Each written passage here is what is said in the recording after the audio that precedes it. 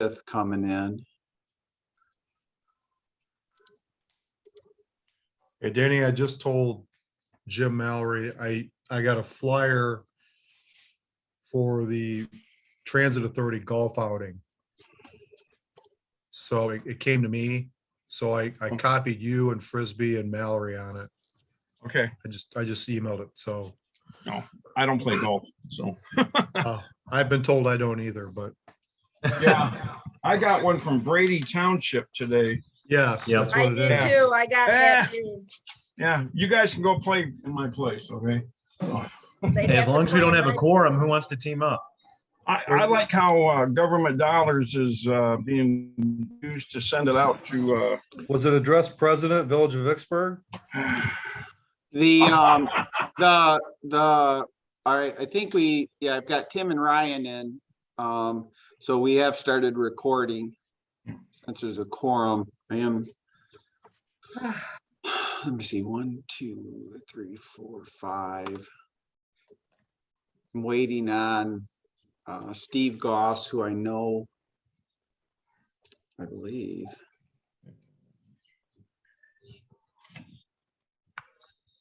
I see Rick's windows and lights. There he is.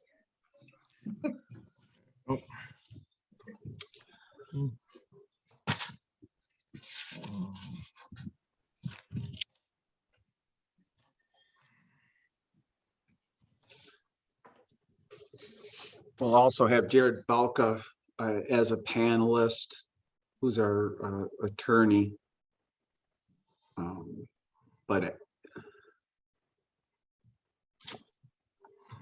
we might give it a couple minutes, Tim, if you're okay with it.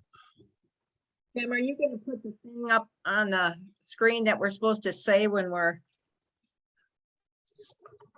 sworn in? Because I don't have a copy of it. Okay. I need to figure out if I have that. Let me. I sent it to you.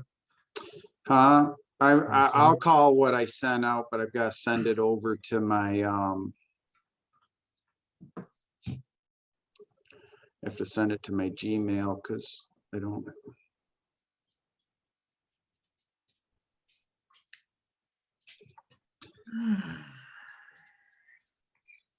And Jared is in, Julie Merrill is here, Steve Goss is here.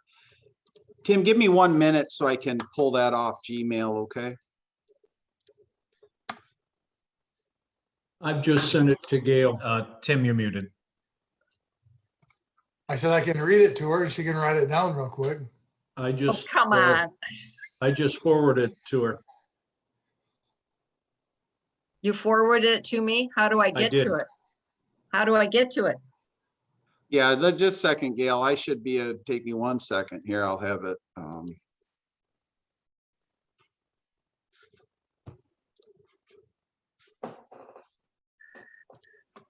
We do have us recording, so we might as well officially start the meeting, right? We'll call to order the Village of Vicksburg Brownfield Redevelopment Authority, Monday, May 17, 2021. And Mr. Steve Goss, good evening. No, I'm just getting set up here. Did I raise I a said hand or get it- something? I No. was just saying hello. Oh, hi there. Sorry. And Steve, just so you're aware, we have, as soon as we got the 5th member in, we started recording via Zoom, and then that'll be linked up to YouTube here in the next couple days as well. Sounds good. Julie, how's your connection tonight? It's perfect tonight. It comes and it goes. So hopefully it'll be a good night. That is good. Yeah. And I'm ready to bring that oath up. So if you want to start, I haven't heard back from Mr. DeBruin yet, but something could have happened to come up at work. So. Yeah, so just to be sure that we all have to, it's not going to sound beautiful, and we're not obviously going to be all in unison, but let's just all say it at once. And then after we get through it, Jim will contact each one of us to sign it, affidavit, make it legal. So when Jim brings it up, we can just start saying it and Yeah, if we can have the members raise your right hand and repeat after me. I do solemnly swear or affirm I do solemnly swear or Or affirm affirm that I will support the Constitution of the United States that that I I will will support the support the Constitution of the United Constitution States of the United States. States.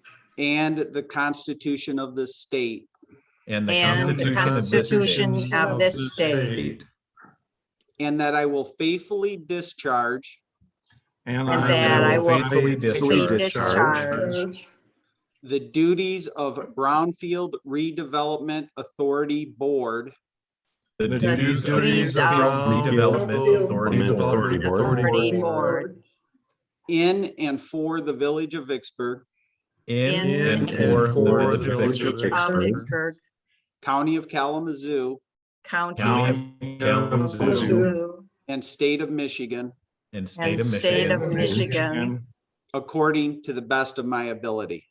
according to the best of my ability.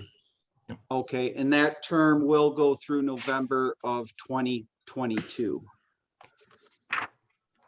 And I'll also catch up to Mr. De Bruin.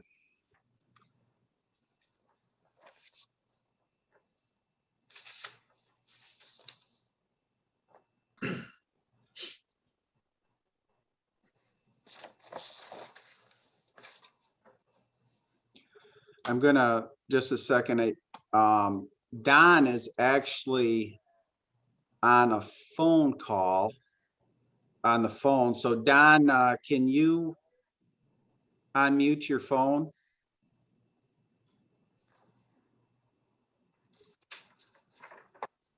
If you hit *6, Don, if you can hear me, that'll unmute your phone.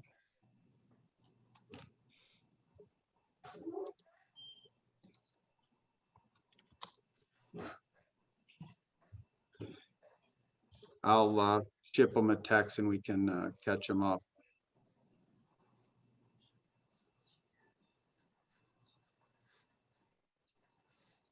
So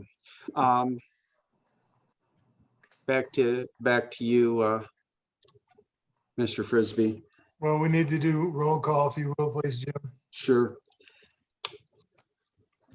Board Member Olson, yes, Board Member Goss, Yes.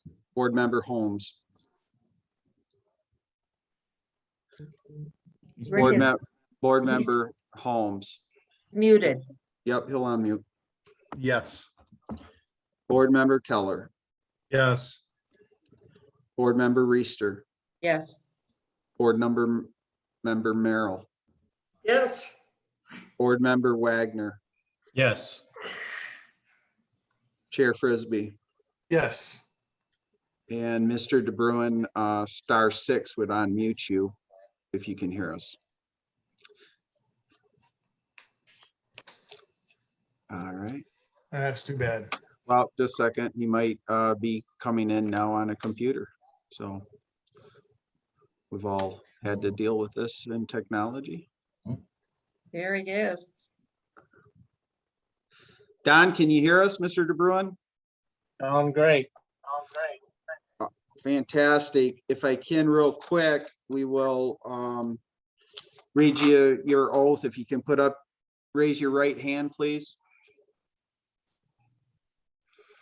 And repeat after me. I do solemnly swear or affirm I do solemnly swear and affirm that I will support the Constitution of the United States that I will support the Constitution of the United States and the Constitution of this state, and the Constitution of this state, and that I will faithfully discharge the duties that I will faithfully discharge the duties of Brownfield Redevelopment Authority Board of Brownfield Redevelopment Authority Board in and for the Village of Vicksburg, in and for the Village of Vicksburg, County of Kalamazoo, and State of Michigan, County of Kalamazoo, and State of Michigan, according to the best of my ability. according to the best of my ability. And we'll mark Board Member DeBruin present. Thank you. And thanks for getting in the picture, Don. We were just the top of your head. We weren't sure who you were. Well, sorry about that. I just was happy that I could finally get on. It's my computer is set up to do Zoom meetings with automotive. It was a little different getting in with you guys. Right? Uh, Well, we appreciate it. So hopefully we've all had an opportunity to review the agenda. Jared Balcom is on tonight to give us some background in, our roles and responsibilities in it. So the first component of this, we just need to go through the budget amendments for the third quarter, and let's just get through that and look at the approval for 2022 Brownfield. And then I believe at that point, Mr. Balcom will just give us some guidance, just to bring us all grounded on the expectations of this board. So if there's, everyone has had an opportunity to review the agenda, and if there's no changes or additions by staff or any of the board members, would entertain a motion to approve the agenda. I'm sorry for the interruption. Also, one thing we needed to note on the roll call and didn't, if there is a member calling from outside the village of Vicksburg, we need to record that electronically. Board Member Merrill, where are you calling from? New Orleans, Louisiana. New Orleans, Louisiana. And Mr. DeBruin, are you in Brady Township? Yes. All right. I believe everyone else is located in their residence in the village. Thank you. Sorry about that, Mr. Frisbee. No, thanks, Jim, for the clarity. So if there are no changes, obviously I don't want to have any changes from staff. So if we're all good with the agenda as it's laid out, entertain a motion to accept the agenda. Reister, so moved. Okay. Mr. Motion. Is there support? I'll support.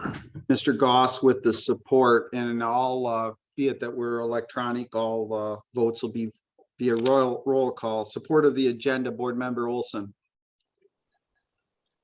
Yes. Board Member DeBruin. Yes. Board Member Holmes. Yes. Board Member Keller. Yes. Board Member Merrill. Yes. Board Member Wagner. Yes. Board Member Goss. Yes. Board Member Reister. Yes. Chair Frisbee. Yes. With that, we have an agenda.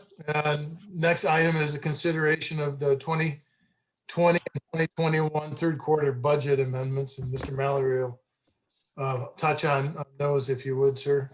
Sure, pretty much explain that it's procedural each year with Brownfield. We make third quarter budget amendments based on the exact revenue brought in by the village as well as expenses. We have the revenue that we're asking was sent to the board. Two items, both the property tax in the village of Vicksburg will amend by $2,544.31. The total from the village of Vicksburg for the fiscal year in revenue of Brownfield captures $5,044.31. And from Schoolcraft Township, an amendment of $1,573.38. Both of these amendments are upward. That's additional money we received from the original budget we presented last June. The total from Schoolcraft was $21,823.38. So we'd like those two revenue amendments to be made. And if just for memory purposes, the budget we presented was during the height and the initial start of the COVID-19 pandemic.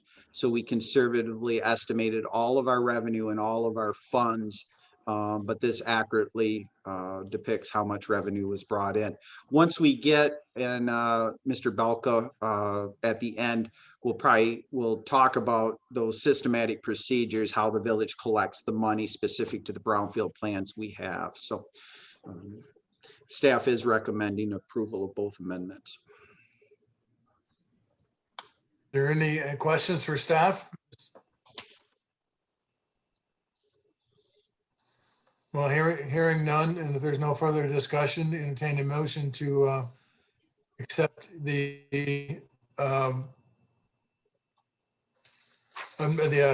third quarter budget amendments as proposed.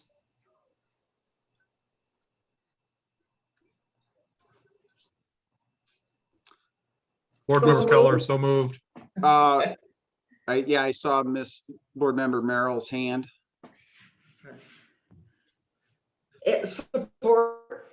So we have a motion by Board Member Keller, I believe, and support by Board Member Merrill. Correct. Hearing no conversation, roll call vote. Board Member Wagner, Yes. Board Member Reister, Yes. Board Member Merrill, Yes. Board Member Keller, Yes. Board Member Holmes, Yes. Board Member Goss, Yes. Board Member DeBruin, Yes. Board Member Olson, Yes. Chair Frisbee. Yes. The next item of approval will actually be two listed expenses that occurred in the 2021 fiscal year we're currently in. Those are attorney expenses of $1,268 and then administrative services of $5,000. What the administrative services, and you'll see as well for the DDA Act 51 and some other funds, that's we'll take the $5,000 out of the Brownfield fund and place in the general fund in a non-restricted code. Basically, that $5,000 is a reimbursement to the village general fund in the compensation of predominantly Michelle and I throughout the fiscal year in overseeing the Brownfield fund. So we wanted, with COVID and that, this is the first meeting since the budget, wanted to inform the board the back, and within this fiscal year, we utilized Jared's services as it related to the actual plan involving West Prairie Street, 343 West Prairie Street, and needed advice from him and confirmation on some things as it related to that. So staff is recommending those approvals. The attorney amount was at the level a village manager can approve, but I wanted to bring it in front of the board at a public meeting of what was expensed. Jim, I've just got one question. For the administrative services, is that it's a really round number. Is that like a statutory limit or a threshold there? No, it's a number that we use to compute each one. I think the DDA that you'll see tonight at 7 o'clock was $4,000. It's basically, we kept to the numbers that we presented in the budget. And it's a utilization to take those restricted funds and move over to reimburse the general fund. So, and I'll ask Jared to hit on that legislative aspect as well. And prior years, I think it was a little bit more, especially in the years we developed the plans. Great, thank you.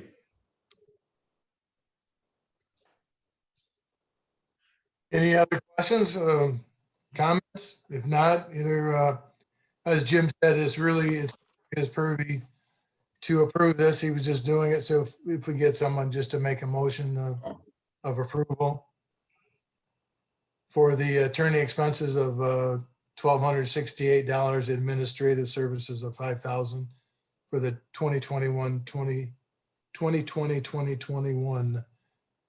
budget. I'll make the motion. Motion made by Mr. Goss, I'll support it.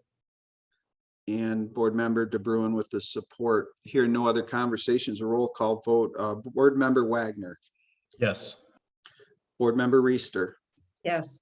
Board Member Merrill, Yes. Board Member Keller, Yes. Board Member Holmes, Yes. Board Member Olson, Yes. Board Member DeBruin, Yes. Board Member Goss, Yes. Chair Frisbee. Yes. Okay. On the 2021-2022 fiscal year, we provided the board with the documentation. We do believe that June 30th, 2021, the balance in the Brownfield Fund will have a balance of $445,268.04. We do anticipate a slight reduction in revenue. And we've listed that out for the 21-22 fiscal year at $25,750. Again, each year we conservatively estimate the revenue, and 1 year from now in May of 2022, we'll report to the board the exact revenue brought in. We are estimating expenses for attorney at $10,000. We are hopeful and anticipating in the next fiscal year a potential for additional use of the Brownfield dollars. And then administrative services, we moved up to $6,500, again, anticipating that an additional plan or use of Brownfield dollars could be brought in front of this group and ultimately the village council. But I'll be happy to answer any questions how those numbers were arrived for next year's budget. Also, to let the board members know, this will be part of the overall package presented to the council on June 28th for ultimate overall approval of all village funds. Jim, do you want us to make a motion to accept the current unrestricted reserve balance, or is that for informational? That the balance was informational only, but I will need a motion on the proposed budget.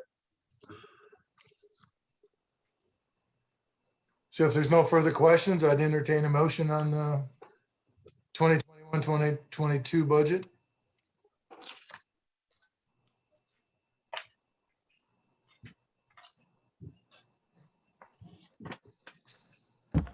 Make a motion. To approve the 2022 budget. I have Board Member DeBruin making the motion. I did hear Board Member Goss was at a support, Yeah, I'll support. and Board Member Goss with the support here. No other conversations. Roll call vote. Board Member Olson, Yes. Board Member Holmes, Yes. Board Member Keller, Yes. Board Member Merrill, Yes. Board Member Reister, Yes. Board Member Wagner, Yes. Board Member Goss, Yes. Board Member DeBruin, Yes. Chair Frisbee. Yes. Fantastic. Thank you very much. I'm very proud to introduce Jared Belka, who is a partner with Warner Norcross law firm. He can explain a little bit how large they are and involved in economic development throughout the state of Michigan. Jared is the chair of their practice group. And for time and allow board members to ask questions, we've asked Jared first to present kind of at a high altitude the whole Brownfield concept with state legislation and how it impacts the village. Maybe a brief history of the village. We from staff's perspective, Jared was basically brought in about the 2013-14 before my tenure at the recommendation of the Kalamazoo County Treasurer, Mary Balkema, and helped straighten out what then was a spider web of a mess. So without further ado, I'll allow Jared to go ahead and start and then have the board answer questions or ask questions. Yeah, thanks, Jim. Good evening, everyone. I'll try and get you enough info and leave time for questions, but not bore you to death too much. But appreciate your time this evening and for having me. And I will say, I love watching technology when you guys were doing the oath, watching the the bouncing bubble around trying to who was talking at the time. So, so thanks for that entertainment. But yeah, so I'm going to kind of give just high level, and like I said, I'll leave plenty of room for questions. But the Brownfield is a tool. I'll give you, I guess, a brief history of myself. So I have a finance undergrad. I'm a retired banker who took a leap of faith and left the banking industry and joined the Michigan Economic Development Corporation. I was with the MEDC for, I don't know, 2.5 years in their Brownfield Redevelopment Department. That's where I learned all about the wonderful world of brownfields and all of the other incentive tools that are in the toolbox to help redevelop brownfield sites. So I started at Warner in 2008, and I've been here since. I work with developers, communities, businesses on expansions, redevelopment projects every day. So yes, the Brownfield is a wonderful tool. When a lot of times when people hear Brownfield, they think, a glowing cesspool or something like that. But the Brownfield Act actually has some pretty broad applications for eligible properties, which would include a contaminated property, one that's otherwise considered a facility, something that may be blighted. Maybe it's an abandoned house where the utilities cut off. That's an attractive nuisance for kids. It could be functionally obsolete as determined by a level 3 or 4 assessor. And there are statutory definitions that kind of provide for that. But in addition, buildings were added as eligible property. And then aside from all of that, you can include property that is adjacent or contiguous to an eligible property. So if you think of one particular parcel that may have, an eligible factor to it, but you're assembling 3 or 4 parcels, there is the ability to include those in the Brownfield as well. So the whole premise of Brownfield redevelopment is tax increment financing. So Jim mentioned the DDA. It works in the same format where you the authority, establish a Brownfield on a piece of property. If somebody has a project, invests a lot of money, it drives the taxable value up. The Brownfield can capture a portion of that increment and reimburse for eligible activities up to a 30-year period. Now, when I use the term eligible activities, you'll commonly hear them referred to as core and non-core communities. The core communities have the ability to capture. Well, I guess I'll take a step back. Non-core communities are able to reimburse eligible activities associated with all environmental work on that property. Any soil remediation, water contamination, vapor barriers, phase 1, phase 2 due diligence work. All of those costs can be reimbursed across the state. For core communities, the environmental costs, lead and asbestos abatement, and demolition. Those are the costs that you would be limited to in a non-core community, such as the village. In a core community, in addition to those costs that I listed, you can reimburse infrastructure costs and site preparation costs. And the core community list is one that's published by the state. I don't know. I'm sure there are some people that know how people got their names on that list, but unfortunately, the village is not one of them right now. So you as an authority are limited to reimbursing for environmental costs, demolition, lead, and asbestos abatement. So with that being said, yes, you have this available tool, and we'll talk about a couple of the projects that you've approved. But you are limited in scope of what you can reimburse to, a developer that comes in and says, hey, I want to redevelop this building. I need help with, replacing sidewalks. Well, that would be considered an infrastructure improvement and not eligible for you as an authority to reimburse. However, under your DDA, that could potentially be something under one of the DDA's programs that could piggyback with that. So we'll use the R&R project, where, you know, there was an old vacant car dealership that, you know, had since moved on. Nothing was happening with that project. You as an authority approved a brownfield plan to support that project for the cost of some environmental due diligence work, demolition, and then some lead and asbestos abatement. In addition, I should note that you as an authority have a revolving fund, which I'm sure you're all familiar with or have heard it referenced.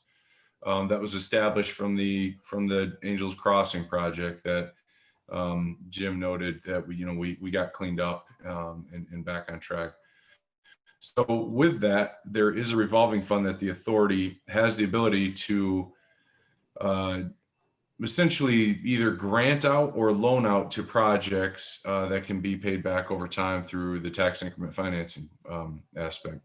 So what was used in that project was essentially a loan from the revolving fund that is being repaid through TIF, the TIF capture generated from the project. So that's a way that you as an authority were able to offset some of that upfront cost for the developer, which obviously time value money is a savings to them, but you are able to keep that program as a more sustainable one by capturing those revenues and putting them back into the revolving fund that you could later use on another project. A very similar approach was used on the Turning Leaf project. Same concept, where a brownfield plan was adopted. The revolving fund essentially, front loaded the cost of that through this, loan that is going to be repaid through brownfield TIF. Again, using that approach, you're using a couple tools that you have. One, the revolving fund, but two, the brownfield to replenish that revolving fund so you can use it going forward. So using that concept, you guys are really kind of putting a more sustainable approach to a tool that can be used going forward throughout the village. I know you guys are all familiar with the mill project.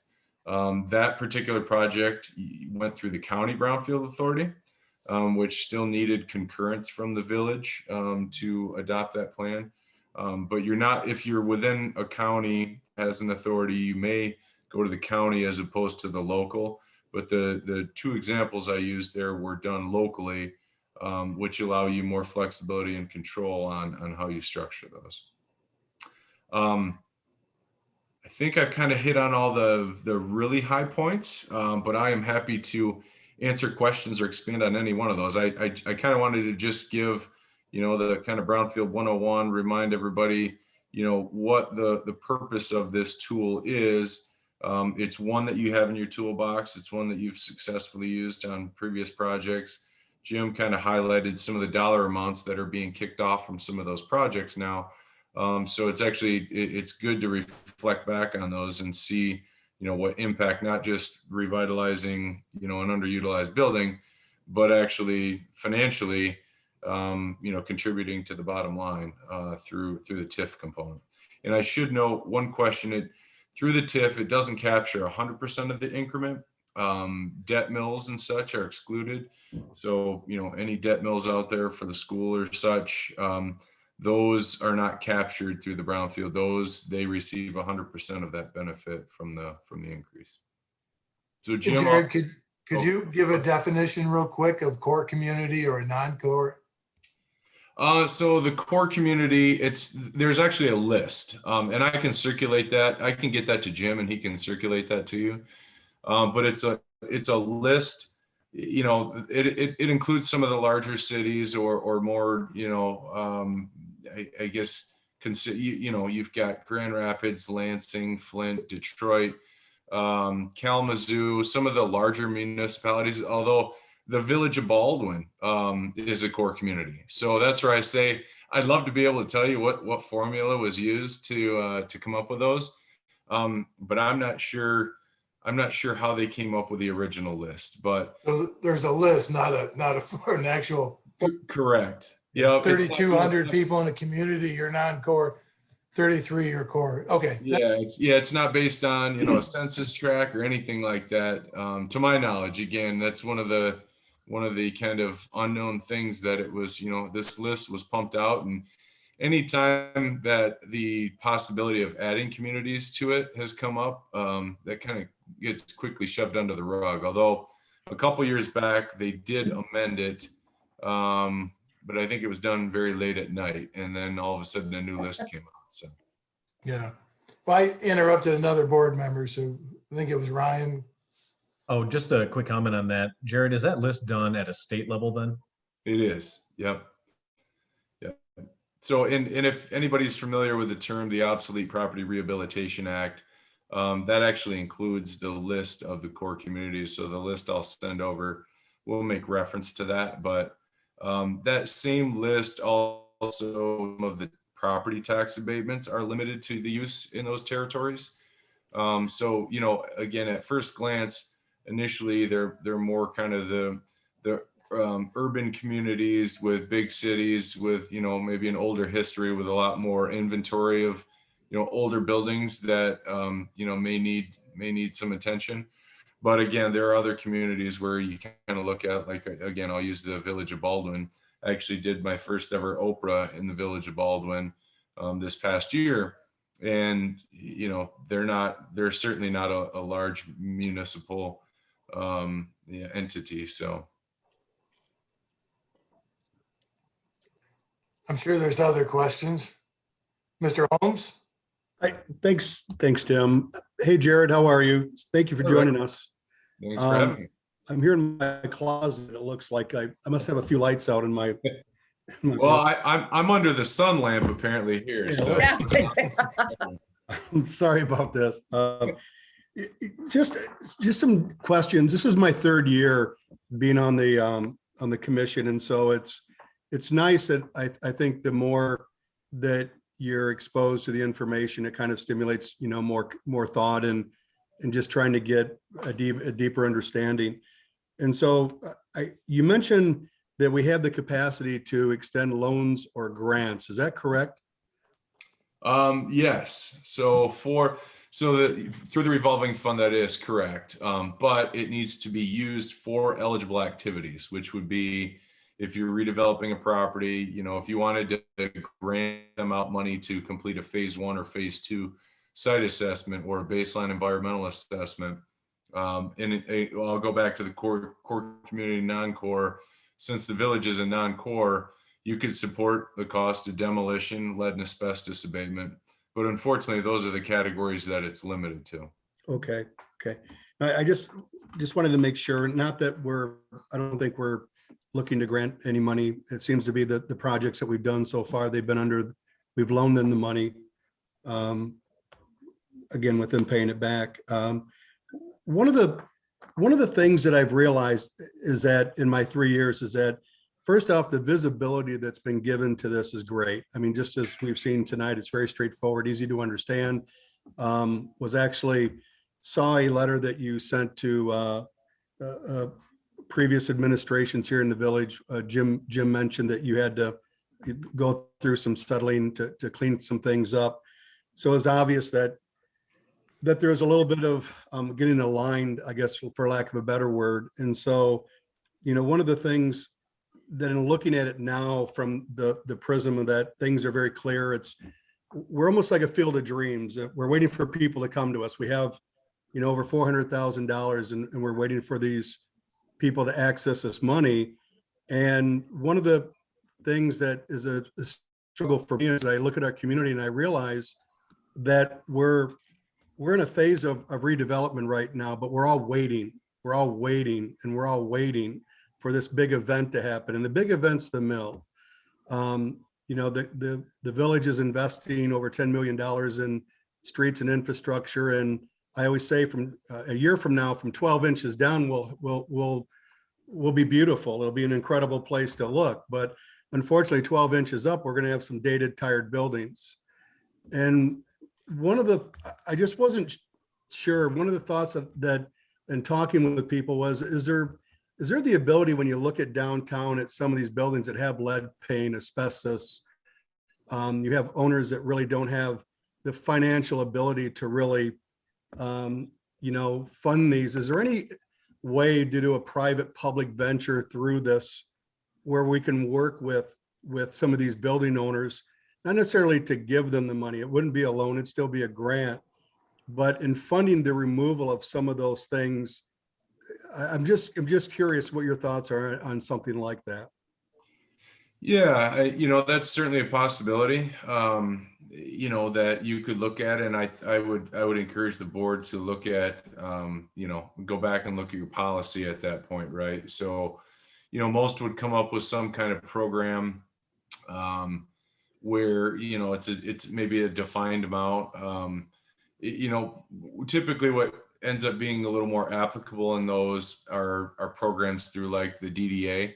Right. So I know I'm segueing from the Brownfield to DDA, but a lot of times the facade grants, right? So facade grants tend to be a pretty big one with the DDA, where they say, we'll do a 50% match. So you want to give your building a facelift, it's going to cost you $100,000. We'll give you 50, and you put another 50 in it. With the Brownfield, it can work the same way. But, from the situation you described, I would say, if somebody's looking at, if somebody doesn't have, the financial means to put $1 million into their building, right? I suspect that they're probably not going to go looking for an asbestos problem that is going to cost them money that's not going to generate them any additional revenue, right? So those are typically, and demolition is the same way.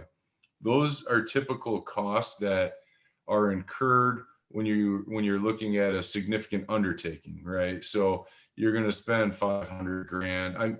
I always kind of say, for like looking at some of these programs, unless you're going to, and this is just my rule of thumb, this is just what I tell clients when they call. I say, it doesn't really make it worthwhile going through some of this process unless you're at least spending $500,000 or more, right?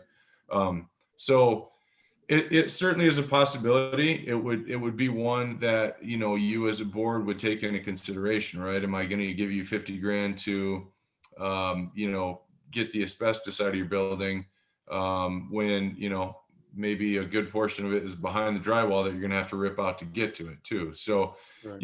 Again, since you're a non-core community, your hands are somewhat tied with the activities that you can support. That's where, like, when in a core community, say you had to rip up your sidewalk or it's all beat up out front, that could be a possibility, but unfortunately it's not here. But to your point, if there is a project, if somebody says, I would like to redo my facade, but it's draped in lead paint or something, and I've got $15,000 worth of abatement that I have to do that isn't in my budget, you could certainly look at a program or consider an application where you'd say, you know what, we'll grant you the $15,000 and you're gonna, you're gonna do the rest of the facade work. So it is certainly a possibility. Okay. And not going down a rabbit hole, but I also heard you mention earlier about historic village or being identified historic. And I know, Jim, correct me if I'm wrong, but isn't that something that we're doing right now, that we're going through that process, or no? Well, the village isn't, and it's not at a spot, but that would come in front of the council. And I don't think Okay. that applies in the manner that Jared brought it up. Okay, no. Yeah, and that's more of a qualifier. So in order to be considered, in order to be able to use the Brownfield tool, you have to have an eligible property. And that's where I said it would need to be contaminated, blighted, functionally obsolete, or they've added the designation of historic. So just by being a historic building, you could qualify for Brownfield tax increment financing. Okay. If I can, because maybe Jared can highlight, I can give specific examples when we start using terms like grant and loans. Grant would be dollars that given to a developer that we're not capturing back in any way. So that's going to go take the ability of future investments out of the equation. And we've had requests verbally in the past. And what I find is building owners that have owned buildings for a number of years in Vicksburg would look for ways to utilize this brownfield money. Basically, the village give them the money to do a project, but they're not coming in with the amount of money that Mr. Belka's advising. So there's been times I've called him with this and so I think I need to highlight, and Jared can correct me if I'm wrong, each individual suggestion of a program from a developer standpoint or a current owner would be evaluated by staff and Mr. Belka, and then present to the board on an individual basis once those facts are known. And it's truly dependent on current owners or future developers putting substantial skin in the game to update the building. Yeah, I mean, again, it becomes a policy discussion, but, in most cases, you as an authority, if you're making an investment, you always want to see a return on your investment, right? So, Yeah. and, you as an authority with a fund like that have the ability to be more patient with it.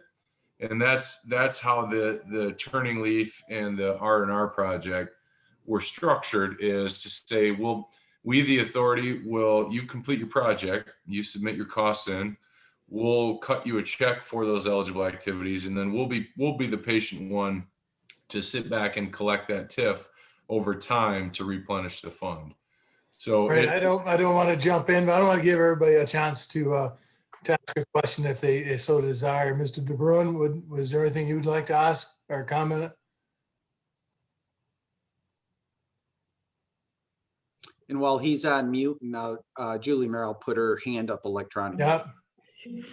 Hey, I just had a question. It seemed like there was a cutoff for brownfield money where it's economically feasible to pursue it, or when it's not feasible.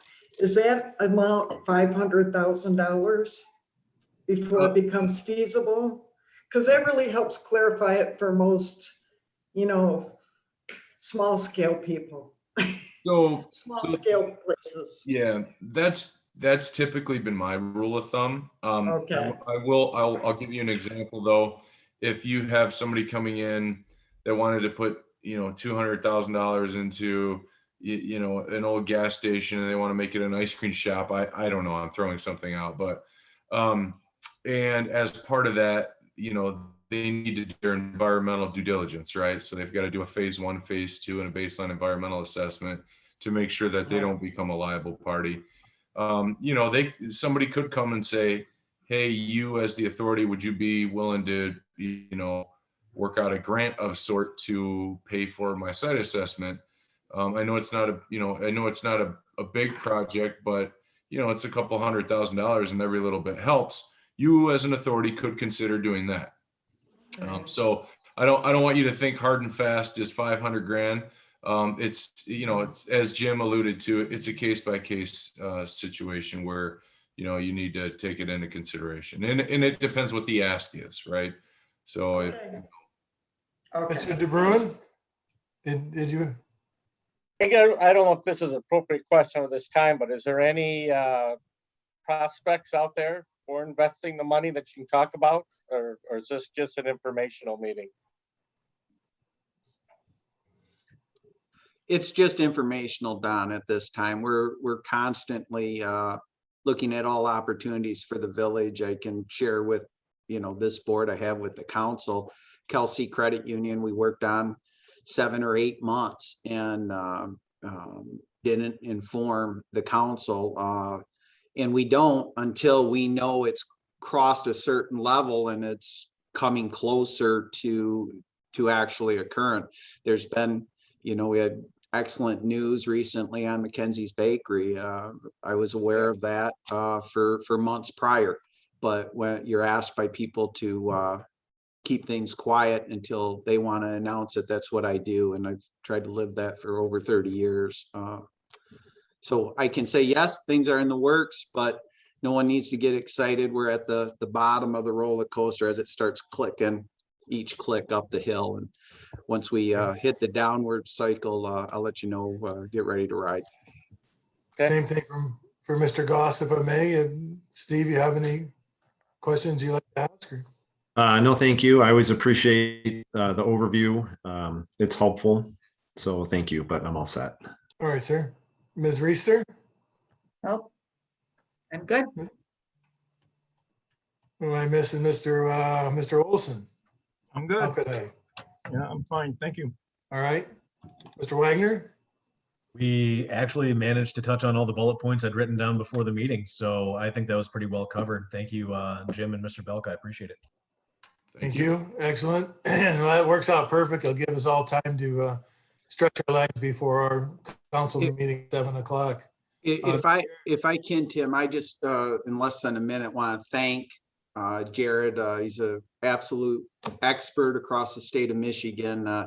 Usually, I believe he's on the other side, if you will, with developers approaching municipalities. So he brings a fantastic perspective. And I think it's highlighted. In Kalamazoo County, this village is operating a small brownfield and able to impact, like they said, a old car lot that wasn't moving forward, in a hospital that had been vacated. And those were both 7-figure deals that we were able to get across the finish line by those economic tools that Jared brings with his experience. So publicly, thank you, Jared. Truly appreciate it, and just have a ton of respect for him. Yeah, I appreciate it, and I appreciate working with the village. You've got a great team assembled, and as Jim mentioned, I was brought in on the kind of help clean up the golf course piece, and that had a little hair on it, but we got it cleaned up, and staff and I mean, you as an authority, you guys have been doing a great job going forward. So I commend you for that, and keep up the good work. Mr. Keller, did I miss you? Sir, I apologize. I see you smiling at me now, but anything from you, sir? No, I just wanted to thank Mr. Balka for his time to come here tonight. So appreciate it. Yeah. Yeah, all of us, we really appreciate it. We all take, there's so much placed on our shoulders, we're all just volunteers in this community at times, and it can be overwhelming. So appreciate it, everybody's time. If that was it, no other comments or discussion, I'd entertain a motion to adjourn the meeting. I'll make that motion. So moved. Ryan Support. Wagner motions and seconded by Keller. Mr. Keller. And it can be done by a voice vote. Those in favor of closing the meeting, Aye. Aye. and anyone opposed? Thank you very much. Thank you all. Thanks, everyone. Thank Have you a great all. night. Yeah. Bye.